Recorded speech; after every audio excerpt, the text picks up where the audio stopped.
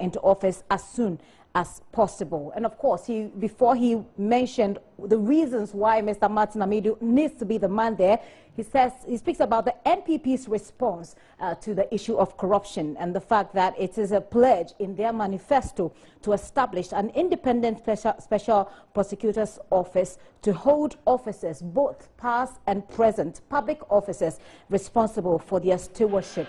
Of course, the president also refers to the fact that he has sent it to the bill on the 2nd of January, and he's hoping that Mr. Martin Amidu will get to work as soon as possible. Now, the core functions of Mr. Martin Amidu, if Parliament approves of him, is to have full authority and control of initiation and prosecution of offences involving persons, as the president says, who are politically exposed, as well as those in the private sector. And I'm going to go on the internet and try to get a bit of Mr. Martin Amidu, a bit of information about him. Now, he is, of course, a Ghanaian politician. He was the Attorney General and Minister for Justice from January 2011 till January 2012. He is also the man who is known to have introduced the word gargantuan into the lexicon of Ghanaian politics when he opened the can of worms about the Woyome scandal, which was said to be the worst financial scandal in Ghana's fiscal history at the time. That is obviously a story that the president goes back to. And you cannot decouple Mr. Martin Amidu from the Woyome case, which of course we're still pursuing, by the way. And during his time as Deputy Attorney General, a little bit of information here I found somewhere on Wikipedia. Let me just quickly go through it. It says Mr. Amidu served as the Deputy Attorney General for about the last 4 years of the PNDC military government. He's a member of the National Democratic Congress. We know that. Even though there have been, of course, some issues, whether or not he's still a member is something that even party executives aren't able to speak categorically to. Mr. Martin Amidu, in the meantime, believes that he is indeed a member. After civilian rule established in the Fourth Republic in January 1993, he continued to serve in the government of Jerry Rawlings as Deputy Attorney General. He did that for both terms, lasting 8 years till January 2001. A little bit of information on him as well in the December 2000 presidential elections. Now, the information here says that he stood as the running mate of John Atta Mills. They both, however, lost to President John Kufuor that year. And he was, of course, instrumental in the Mills administration as well. And that is where all the major controversies actually started. Now, in January 2010, following a cabinet reshuffle, President Mills replaced Cletus Aboka at the time with Mr. Martin Amidu as the Minister of Interior. And I know you may have seen him, but just in case you haven't, we'll be putting up his picture shortly so you have an idea of the kind of person we're talking about, coupled with the information I'm giving you about his person. As Mr. Amidu is Busa, some people raised questions as to his neutrality in dealing with the Boko conflict. He, however, went successfully through vetting by the Parliament of Ghana and has since assumed his post. Now, that is information that happened. That is information that happened at the time that President Mills was in power. His post as Attorney General, a bit of information I have here as well. Now, following the second major cabinet reshuffle by President Mills, Mr. Martin Amidu became the Attorney General and Minister for Justice of Ghana. His removal from office, Mr. Martin Amidu was relieved of his post on Thursday, January 19, 2012, by President John Evans Atta Mills, and the circumstances described by aides as his misconduct at a meeting chaired by the President at the Osu Castle at the time on January 18, 2012. Mr. Martin Amidu had made allegations relating to alleged financial impropriety on the part of another cabinet minister. Allegations he was asked by the President to substantiate. Martin Amidu, who is also the former Attorney General, single-handedly challenged the legality of the payment after being relieved of his post at the Supreme Court. And if you recall, he was in court all by himself, took the matter upon himself to have the Supreme Court sit on it, which is what has culminated in what the very famous case involving Mr. Woyome. Now, the Supreme Court in 2012 ordered Mr. Woyome to pay back the money as Supreme Court judges unanimously granted the Attorney General the clearance to execute the court's judgment that ordered Mr. Woyome to refund the cash to the state. Following the delays in retrieving the money, Mr. Amidu again in 2016 filed an application at the Supreme Court seeking to examine Alfred Woyome, and this was an oral examination of Alfred Woyome on how he would pay back the money after the Attorney General's office under the Mahama administration, led by the former Minister for Justice Marietta Brew Apia Opon, discontinued a similar application. Now, in February 2017, Mr. Amidu withdrew his suit seeking an oral examination, and with that he explained that the change of government under the new Patriotic Party led by His Excellency President Akufo-Addo and his Attorney General Gloria Ekufu's assurance to retrieve all judgment debts wrongfully paid to individuals, including Mr. Woyome, in response prayed the Supreme Court to stay proceedings on the oral examination.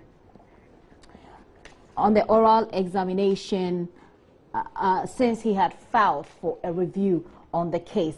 His lawyer, Mr. Woyome's lawyer, Mr. Anku, argued that his client will face an irreparable damage if the oral examination is allowed to take place. But then the Deputy Attorney General, Godfrey Dami, opposed the application, and this is a matter that's still going on. Let's speak to Dr. Akwete.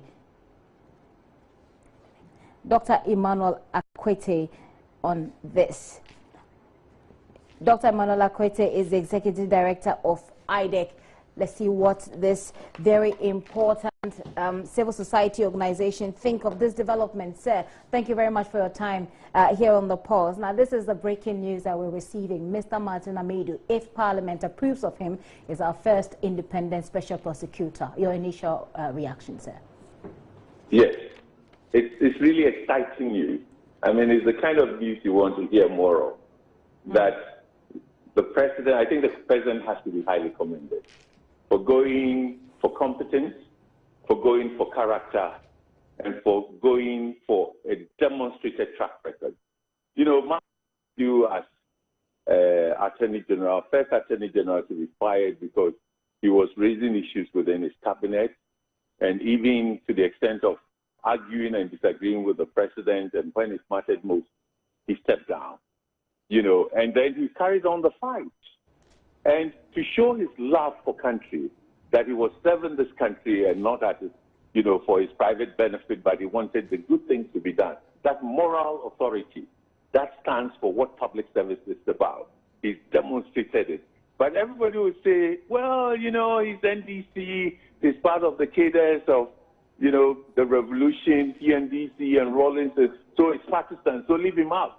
But I think the president has demonstrated that it is the national interest first and somebody who can do the job.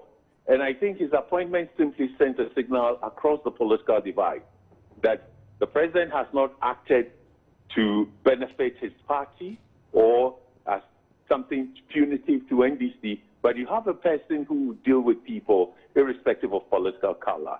And it raises confidence in the anti-corruption fight that people with integrity, competence, and ability are the ones who are going to lead this fight. And I hope it will spread. This new spirit of doing the right thing in the national interest would also spread to other public sector institutions where the president has to appoint leaders. It will be of this caliber: competence, fearlessness, truth, honesty, and being able to defend the national interest against political interest. I think it's great. It's a great day for anti-corruption. And I can actually touch. I mean, the excitement in your voice is almost tangible, Dr. Akwete. But you've spoken a bit about the political dynamics that this brings, but will there be any implications for an Akufo-Addo-led administration? What kind of implications? I mean, the president had consistently said the special prosecutor would do his job, irrespective of those who committed crimes in the past, and also the present. So it's a powerful message, and you needed someone who personified the new vision for fighting corruption. You needed somebody who could embody, the spirit of the new era, that Ghanaians want this problem to be tackled vigorously, fearlessly, courageously, but also with competence. And so he's found the right person to do that. And that's why I said it will send shivers across the two camps, or people who come to government because they think there's opportunity to loot and make money. It's the right signal to send at the stage. And I think it only could come from, many people had high expectations of the president as an anti-corruption person and his integrity and so on. Then people were no longer sure, given special prosecutor bill and the issues and the things happening all around Petty and his government and so on. But I think ultimately the rule of law means you should have confidence, you should establish institutions and put the right people in charge of the institutions for them to work. And that is consistently what has to be done to turn the country around. And I think the courage to do that is commendable. And I only hope that the work that Parliament would approve, Mr. Martin Amidu's nomination and confirm him, also to demonstrate Parliament's own confidence and determination to fight corruption, so that from there on it could well set the tone for other appointments. Can we stop politicizing the public services with appointments of incompetent people who go in and they can't do the job and they are breaking everything down? Let's begin to identify. Ghanaians are capable people. Look, internationally, there is no African so celebrated for competence than Ghanaians. And why the mess in our country? So I think this is the start of things, and I hope it will spread across other arenas. What about the theory that really all of the things that he did were actually geared towards achieving an end like this? Not let's see what I think he's demonstrated. Are you referring to the president? No, or I'm referring to Amidu? Mr. Martin Amidu. Oh, I don't think, from the little I know of him, this was a kid, a revolutionary who was fighting social justice and causes of no immediate benefit to him. I don't think he's he's well off at all. But he doesn't care about that. He believes that he should fight for his country, to lift up people, to bring justice, because he sees justice as the core value that must be there. And he wouldn't, there had been people like him. Others had preceded him, but the powers that be in the system also managed to frustrate them and sometimes even get them out of office. So this is a very significant thing. It's an extremely significant appointment. But I think that it is competence, it is the law, it is justice and fairness that will govern this. But he has made an appointment that cannot easily be defined in terms of people on his side, or he wants no. This is a man everybody recognizes. Isn't he the one-man vigilante? That's a citizen. So that is good. Very well. But before I let you go, Doctor, let me find out from you what your expectations are of his very first moves.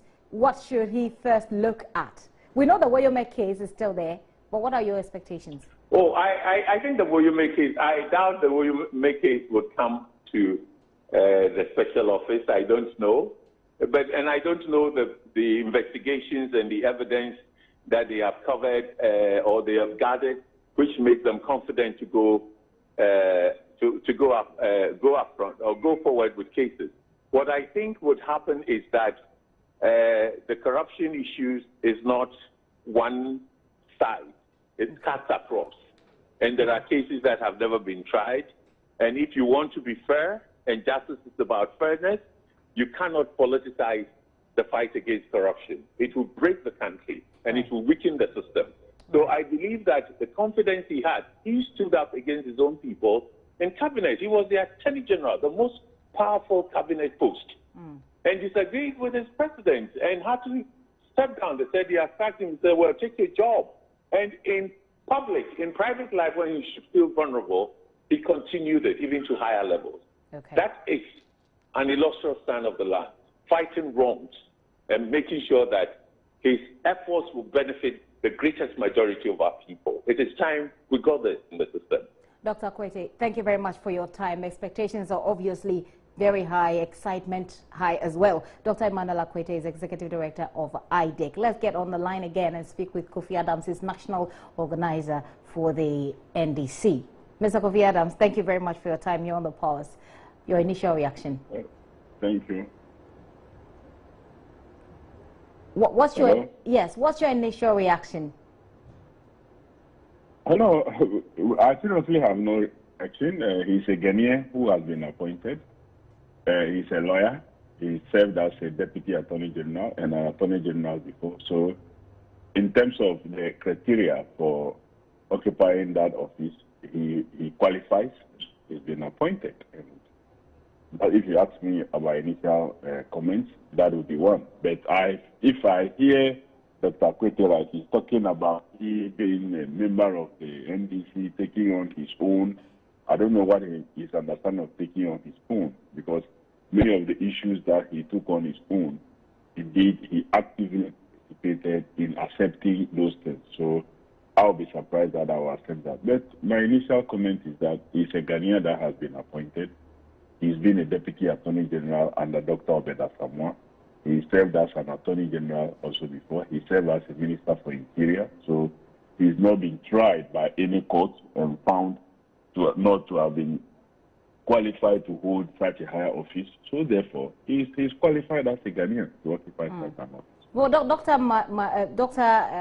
Akwete's position is quite self-explanatory, isn't it, when he says so? Because he kept referring to the fact that he has been a cadre. He's been with the revolution. He's been an NDC person. He's gone for elections as a running mate, didn't succeed. But you cannot downplay the role that he's played or his position in the party as NDC. I guess that's what he's referring to. Ms. Sando, yes, you know that late Koin Kelsenaka was actually even a vice president to President Rawlings.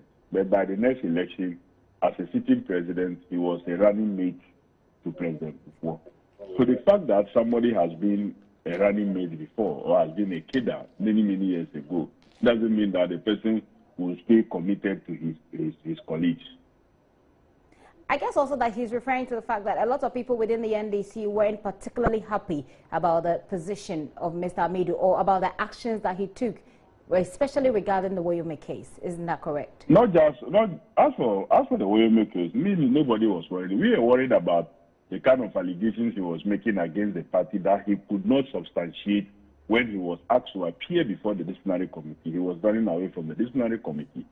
Those were matters that were of concern to some of us. As for his right as a Ghanaian to write things against individuals and the rest, no problem about that. That right will not be taken away from him. But if he says he was a party member and you made allegation against the party, come and substantiate before the right forum. He was running away from it. And that is what we are worried about. But not about what he wrote against one person or the other on some other matter. Is Martin Amidu still a member of the NDC? From the communication that we got from the disciplinary committee, it was more like he was suggesting that he wasn't a member.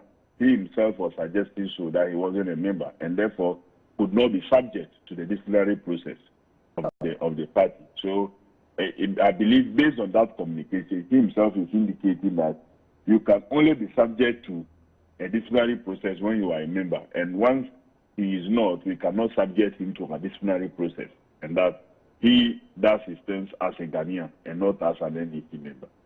So if you have to interpret his response to the disciplinary committee by any shred of imagination, then he admits so that he is no longer a member of the party. So is this a position that's held across the party, that Mr. Martin Amidu is no longer a member of the party? I am telling you what the documentation we have received from him through the disciplinary committee. Okay.